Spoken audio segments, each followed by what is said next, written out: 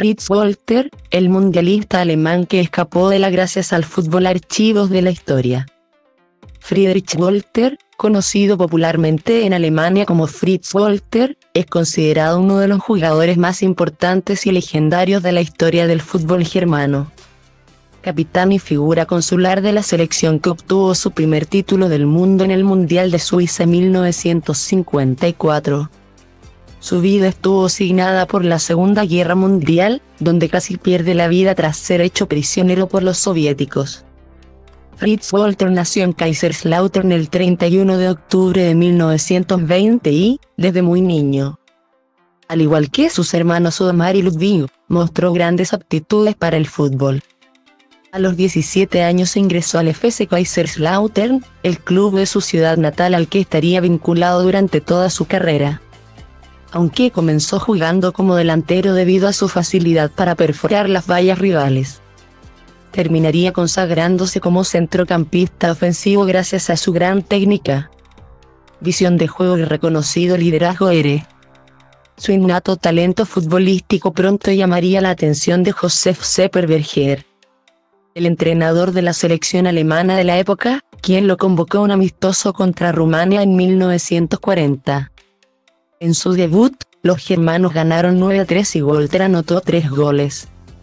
Durante la Segunda Guerra Mundial, como todos los jóvenes en Alemania, Fritz Walter sería reclutado por la Wehrmacht, las Fuerzas Armadas Alemanas, en 1942.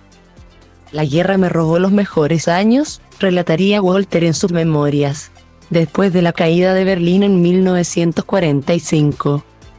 Walter, quien por entonces tenía 24 años, fue hecho prisionero por el Ejército Rojo y enviado al campo de concentración de Máramaros-Sziget, en Rumanía, donde contraería malaria. Su siguiente destino era el Gulag, los temidos campos de trabajo forzados ubicados en los gélidos y remotos paisajes de Siberia, donde la mayoría de los prisioneros encontraba una muerte segura, ya fuera por los maltratos de los rusos, las inhumanas condiciones de trabajo o las enfermedades. Los soviéticos enviaban diariamente trenes con prisioneros alemanes rumbo a Siberia desde el campo de concentración de Máramaros-Sziget. Pero el tren que transportaba a Walter tuvo la milagrosa fortuna de detenerse en Ucrania. Cuando los prisioneros alemanes bajaron un rato de los vagones, pudieron ver cómo un grupo de guardias y soldados improvisaban una especie de partido de fútbol. El balón, por esas cosas del destino, terminó cayendo donde estaba parado Fritz Walter. El alemán no pudo resistirse a su instinto de futbolista, cogió el balón, hizo unos toques y, con una depurada técnica, lo devolvió de un preciso tiro al mismo lugar de donde había venido. Para fortuna de Walter, uno de los guardias húngaros que se encontraba allí lo había visto jugando para la selección de Alemania y lo reconoció de inmediato: «Yo te conozco». Hungría 3, Alemania 5, Budapest, 1942. «Marcaste 2 goles», le dijo el guardia húngaro a Walter. Este mismo guardia, sabiendo que la mayoría de los prisioneros que eran enviados al Gulag no volvían jamás a sus hogares, sacó a Fritz Walter de la lista de reclusos, aduciendo a sus superiores que él no era alemán, sino que ciudadano del protectorado del Sarre. Aquella mentira salvaría la vida de Walter y de su hermano Otmar, quien también se transformaría en los años venideros en un destacado futbolista. En los años inmediatamente posteriores a la Segunda Guerra Mundial, Fritz Walter se dedicaría en cuerpo y alma a su gran pasión, el fútbol, logrando 2 títulos regionales con el FC Kaiserslautern en 1951 y 1953, campaña en que labró su prestigio de notable futbolista. Con el equipo de su ciudad natal, Walter desarrollaría una carrera futbolística de 22 años, en la que anotó 357 goles en 364 partidos. Cuando la selección de Alemania acudió al Mundial de Suiza en 1954, nadie daba un peso ni por su capitán Fritz Walter, ni por la propia Mannschaft. Walter ya tenía 33 años y, según algunos, era demasiado viejo. Sin mencionar que su país era considerado una nación sin tradición futbolística que seguía destrozada por las secuelas de la Segunda Guerra Mundial. Pese a ello, Alemania hizo una gran e impensada campaña y llegó a la final ante la, según los especialistas, mejor selección del mundo en ese momento, la Hungría de Ferenc Puskás y Sándor Kocsis. Los magiares mágicos que habían conseguido la medalla de oro en los Juegos Olímpicos de Helsinki en 1952. Una Hungría que, solo 2 semanas antes, en el mismo Mundial de Suiza 1954, se había impuesto a Alemania en el segundo partido de la fase de grupos por un humillante marcador de 8-3. En la final Hungría se puso rápidamente en ventaja con 2 goles en apenas 8 minutos de juego. Puskás abrió la cuenta a los 6 minutos y, al minuto 8, Zoltán Csibor puso el marcador 2-0. El partido parecía sentenciado, pero los magiares se relajaron y el equipo de Alemania Occidental, con Fritz Walter como estandarte, logró empatar con una rapidez similar.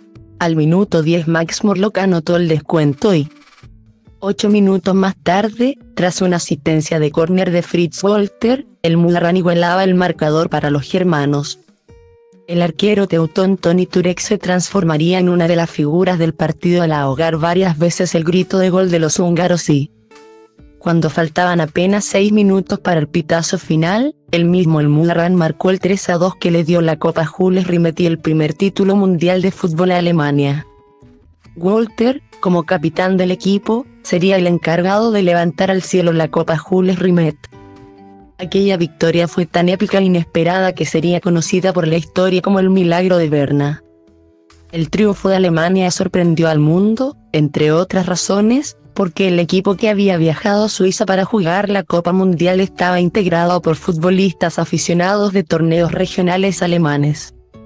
Pues aún no existía una Bundesliga unificada y profesional, ya que el fútbol germano carecía por entonces de infraestructura para mantenerse. Aquella, en todo caso, no sería solo una victoria futbolística. También significó una tremenda inyección de moral, orgullo y optimismo para toda la sociedad alemana que, en medio de la depresión de la posguerra, comenzaba a recuperar su honor a través del fútbol. Tras el primer título mundial conseguido por la Mannschaft, el fútbol se convertiría en los años venideros en el deporte más popular de Alemania, comenzando así el glorioso derrotero de una de las mayores potencias del mundo de fútbol. La misma selección que hoy exhibe 4 copas mundiales, 1954, 1974, 1990, 2014, en sus vitrinas, solo por detrás de Brasil r. Fritz Walter disputaría con la Mannschaft un total de 61 encuentros internacionales, en los que marcó 33 goles entre 1940, año en el que debutó, y 1958, el año en el que repitió la capitanía nacional en el Mundial de Suecia. Tras su retiro del fútbol profesional en 1959, Walter escribió varios libros sobre fútbol. En 1985 el FC Kaiserslautern, el club de toda su vida, renombró su estadio con el nombre de Fritz Walter. Y, por su notable contribución a la gloriosa historia de la selección alemana, la Federación Alemana de Fútbol lo nombró capitán honorífico, honor que también poseen los futbolistas Uwe Seeler, Franz Beckenbauer, Lothar Matthaus y Jürgen Klinsmann r. Fritz Walter fallecería el 17 de junio de 2002 en su casa de Kaiserslautern, a los 81 años de edad. Mientras se desarrollaba la Copa del Mundo de Fútbol de Corea y Japón, torneo en el que Alemania también llegaría a la final. Sin embargo, pese a la épica victoria de Alemania en el Mundial de Fútbol de Suiza en 1954, el primer título mundial de su historia, el propio Fritz Walter confesaría varias veces que el partido más importante de su vida no lo había disputado en la final de ese mundial, sino que en Ucrania, en un lejano día de 1945, cuando, gracias al fútbol, se salvó milagrosamente de ser enviado al Gulag en Siberia, un destino donde le esperaba una muerte segura.